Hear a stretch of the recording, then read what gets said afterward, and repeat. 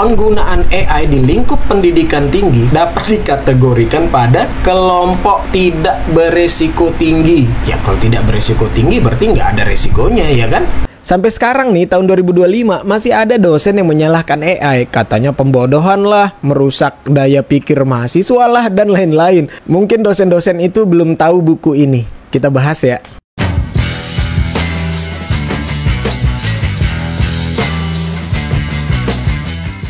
Assalamualaikum teman-teman, kembali lagi bersama saya di channel Diaramaku, channel yang membahas seputar skripsi, tips-tips bagaimana mengerjakan skripsi. Seperti biasa, saya tidak bicara menggunakan istilah yang sulit-sulit. Kita pakai bahasa yang gampang-gampang aja supaya mahasiswa mudah mengerti ya.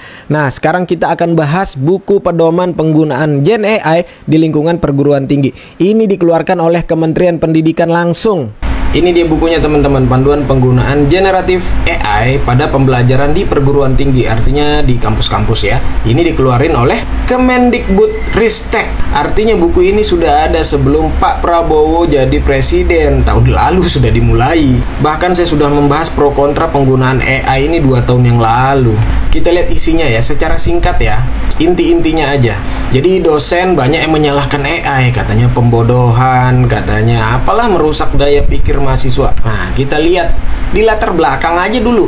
Nih, kemampuan Gen AI itu memiliki potensi besar katanya.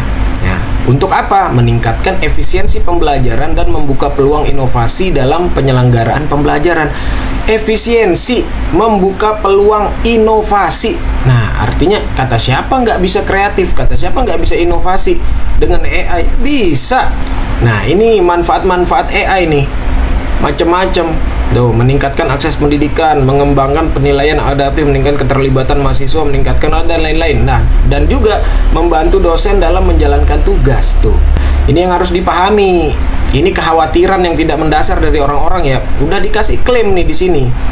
Gen AI bukanlah untuk menggantikan peran manusia tuh, melainkan membantu manusia dalam menyelesaikan masalah kompleks dan meningkatkan kualitas hidup. Nah, ini untuk dapat memperoleh nilai positif dari pemanfaatan AI, Gen AI, serta menghindari dampak negatifnya, diperlukan panduan pemanfaatan Gen AI yang beretika dan bertanggung jawab dalam pembelajaran di perguruan tinggi. Tuh, panduan ini ditujukan kepada dosen dan mahasiswa untuk memandu.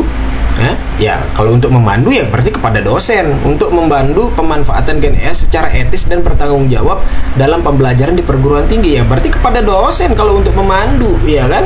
Ini dampak negatif yang harus diantisipasi. Kesenjangan akses, bias data, ya memang. Potensi plagiarisme, benar. Ketidakjelasan kepemilikan karya, benar ini, benar. Cuman ya, ini balik lagi. Kalau bisa dimanfaatkan dengan positif, tadi manfaatnya sudah ada di atas. Makanya butuh buku pedoman ini, udah dikatakan. Ya dosen lah sebagai pemandu, dikatakan di sini, yang sebagai fasilitator di sini kepada mahasiswa.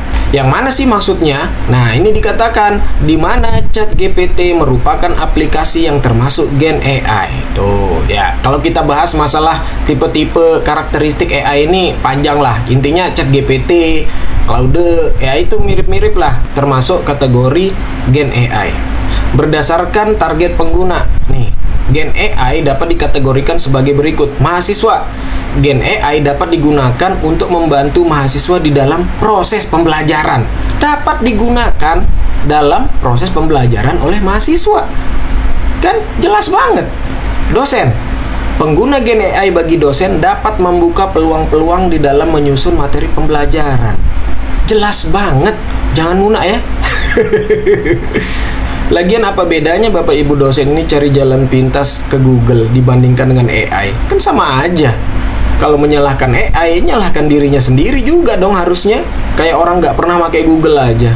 Nah, di sini juga diberitahu macam-macam ragam aplikasi AI. Ada Gen AI untuk menghasilkan konten teks. Nih, seperti ChatGPT tuh. Nih, Gemini, ChatGPT. Wah, banyak. Wah, dikasih tahu banyak nih kepada mahasiswa nih. Ini ada linknya segala. Tuh, ada yang bebas berbayar. Oh, macam-macam bagus nih. Terus, ada yang menghasilkan konten suara untuk dosen dan mahasiswa tentunya. Google Text to Speech. Wah, banyak. Bahasa podcaster. Wah, banyak. Nih, ada linknya juga. Ada AI, Gen AI yang menghasilkan konten gambar. Oh, dikasih tahu nih. Tuh, ini linknya nih. Kalian ini deh, copy deh atau screenshot. menghasilkan konten video, ya tentunya untuk mahasiswa dan dosen. Nah, ini ada Sora ya, Sora yang terkenal tuh. Wah, itu ada linknya juga. Untuk menghasilkan presentasi dengan kombinasi keluaran. Wah, ini nih. Tuh, GPT 4.0 juga ada. Tuh, untuk PPT ya, seperti PPT. Ada untuk mencari konten juga. Tuh, untuk mencari apa istilahnya tuh, artikel-artikel atau buku. Connected Papers, Open Knowledge Maps. Dikasih mengkombinasikan konten nih, nama-nama AI-nya, asisten you, revision, wah macam-macam. Dikasih tahu loh, kita nggak perlu mikir-mikir lagi dalam buku ini untuk mengubah konten tuh macam-macam. Ada macam-macam Google Translator, wah macam-macam, ada DeepL kalau nggak salah. Ini DeepL. Wah, banyak banget untuk memahami konten. Perplexity, Claude, Meeting AI tuh. Bayangin, yang sering saya pakai juga tuh, Quillbot tuh. Tantangan menggunakan Gen AI. Tantangan terbesar dalam penggunaan teknologi kecerdasan artifisial, ya kan? Artificial intelligence adalah keterpercayaan. Artinya keterpercayaan data. Memang tadi kan dibilang tuh ada bias informasi di awal tadi tuh. Nah, itu memang ya itu dikhawatirkan. Tapi sekarang banyak AI yang sudah akurat datanya. Bahkan dikasih link-link artikel, link-link bukunya juga kan. Sering saya bahas tuh, sering saya kasih sering saya kasih tutorialnya tuh di sosial media. Itu kan masalah prom aja ya. Memang kalau AI yang gratisan ini kan dia hanya bisa mengakses yang open source. Open source itu biasanya ngambil dari artikel-artikel atau tulisan-tulisan yang langsung bisa di-download, dia terdownload otomatis, atau dia ngambil hanya dari abstrak-abstrak artikel-artikel itu. Ya seperti itulah singkatnya. Ada juga prinsip pemanfaatan Gen AI. Ingat ya, ini buku panduan. Tadi buku panduan itu ditujukan untuk dosen dan mahasiswa sebagai pemandu, untuk memandu. Maka kalau untuk memandu ya dosen, maka dosen harus tahu prinsip pemanfaatan Gen AI untuk memandu mahasiswa menggunakan AI supaya etika, integritas akademisnya terjaga. Jangan salahin AI-nya, jangan salahin teknologinya yang berkembang. Salahin dirinya sendiri dong yang kolot. Nih, ada nih, menjamin keamanan, keselamatan, adil dan non-diskriminatif, berkelanjutan, sustainable, melindungi hak data pribadi dan lain-lain, tuh banyak sampai 9 ya. Oke, kita baca di sini. Pemanfaatan teknologi AI dan Gen AI khususnya juga menuntut peran pemerintah sebagai regulator. Tuh. Jadi tenang aja, kalau AI itu sudah bisa diakses di Indonesia, berarti sudah disetujui oleh pemerintah. Kalau ada apa-apa ya salin pemerintah, siapa suruh nyetujui. Implementasi Gen AI membuka banyak peluang di berbagai sektor dan diperkirakan mampu mendorong pertumbuhan produktivitas tenaga kerja sebesar 0,1% hingga 0,6% per tahun hingga 2040. Ini kan prediksi ya, proyeksi, bisa jadi lebih tinggi. Tergantung pada seberapa cepat adopsi teknologi yang terjadi dalam masing-masing sektor pekerjaan tuh. Di Indonesia, regulasi terkait penyelenggaraan teknologi AI sudah diatur dalam Surat Edaran Menteri Komunikasi dan Informatika tentang etika kecerdasan artifisial. Nah, ini udah diatur. Edaran Menteri Komunikasi dan Informatika, Kemenko Info ya, nomor 9 tahun 2023, yang ditujukan kepada pelaku usaha. Ini masih untuk pelaku usaha, penyelenggara sistem elektronik publik maupun privat. Iya, seperti yang saya bilang tadi, 2 tahun lalu saya bahas ini. Penggunaan Gen AI di lingkup pendidikan tinggi secara umum dapat dikategorikan pada kelompok tidak berisiko tinggi. Kita gedein. Penggunaan AI di lingkup pendidikan tinggi secara umum dapat dikategorikan pada kelompok tidak beresiko tinggi. Ya kalau tidak beresiko tinggi berarti nggak ada resikonya, ya kan? Nah, sehingga hanya perlu memenuhi kewajiban transparansi. Nih, pada tabel 3.3, maka dari itu diaturlah di bawahnya. Nah, apa yang harus dilakukan dosen dan mahasiswa dalam menggunakan AI? Tuh, keluaran yang dihasilkan oleh Gen AI, gambar, audio, video, termasuk deepfake. Nih, dosen atau mahasiswa yang menggunakan AI wajib secara jelas diberi label sebagai AI generated agar mudah dikenali untuk audio, video, gambar, ya kan? Model Gen AI yang dikembangkan secara kritis mengevaluasi sistem Gen AI untuk digunakan dan lain-lain lah. Nah, itu bisa dibaca. Mengandung data yang dilindungi haki, wajib menjunjung etika intelektual dan melindungi hak atas kekayaan intelektual, nah, dan lain-lain. Ini etikanya apa yang harus dilakukan dosen dan mahasiswa, ya? Karena memang tidak berisiko, apa resikonya? Bahkan membuka peluang inovasi tadi, ya kan? Nah, ini ancaman resiko sistem ya, bukan penggunaan tapi resiko sistem. Literasi AI, maka sangat butuh untuk dosen dan mahasiswa itu memiliki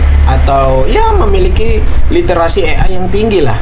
Nih, manfaat literasi AI di perguruan tinggi meliputi kemampuan berpikir kritis, kesiapan karir, peningkatan keahlian menulis, bahkan dikatakan mampu meningkatkan keahlian menulis. Alat bantu untuk belajar bahasa, strategi pembelajaran inovatif seperti diuraikan bla bla bla. Ini di bawahnya. Wah. Jadi di mana dampak negatif yang disebutkan orang-orang itu? Katanya pembodohan, katanya apalah, mengurangi daya pikir kritis. Sudah dijelaskan padahal di sini. Etika penggunaan AI ini yang paling penting. Perguruan tinggi yang mengatur regulasinya. Jadi ini memang tergantung perguruan tinggi masing-masing, kebijakan perguruan tinggi masing-masing. Seberapa jauh mahasiswa dan dosen boleh menggunakan AI, khususnya mahasiswa ya. Misalnya kalau kita ngomong konteks skripsian, tesis, tugas akhir, ya khususnya bagaimana seberapa jauh mahasiswa itu boleh menggunakan AI, ya diatur oleh perguruan tinggi masing-masing. Jangan nyalahin AI-nya ya, Pak dosen, Bu dosen. Selain menerapkan strategi pembelajaran secara kritis memanfaatkan gen AI, tuh kan, AI bisa dimanfaatkan sebagai strategi pembelajaran kritis. Dosen dapat pula melakukan berbagai upaya untuk mencegah pelanggaran etika dan integritas akademis, yaitu dengan menekankan konsekuensi terhadap kecurangan dan memberikan panduan acuan tentang hal-hal yang perlu diperhatikan terkait penggunaan tugas dan pemanfaatan AI. Selain upaya mencegah pelanggaran etika, dosen juga dapat mengembangkan bentuk kegiatan tugas berpusat pada perilaku manusia sebagai berikut tuh. Boleh dikombinasi, tapi ini juga upaya untuk menjaga integritas akademik tadi. Sudah ada panduannya, sudah dikasih tahu. Jangan nyalahin teknologi, sudah ada panduannya, udah dikasih oleh pemerintah. Nih upaya-upaya yang bisa dilakukan. Rekomendasi untuk mahasiswa, nih ngapain aja. Tuh, terus penggunaan AI oleh dosen tuh. Jadi dosen bisa memandu, mengkontrol sebagai fasilitator penggunaan AI bagi dosen bagi mahasiswa, sudah ada semuanya di sini harus ngapain ya. Ya ini nanti teman-teman bisa baca, teman-teman bisa download, cari aja di Google, gampang kok. Tulis aja buku pedoman penggunaan AI di perguruan tinggi, langsung keluar kok dari Kementerian Pendidikan. Ya sekarang namanya Kementerian Pendidikan Tinggi, tapi nggak tahu websitenya, kayaknya masih Kemendikbudristek.